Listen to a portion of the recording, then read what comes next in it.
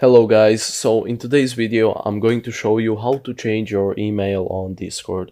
So let's get started. What you want to do is go down to user settings, and now as you can see you can instantly see your email, and what you want to do is, well, you want to click on edit.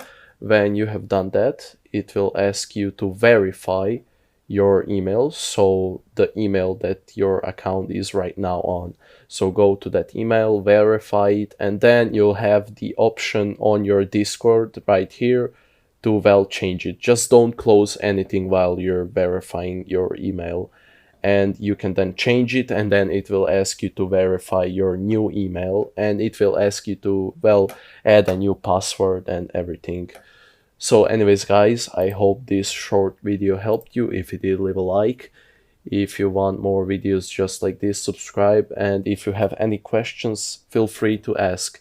Anyhow guys, have a nice day.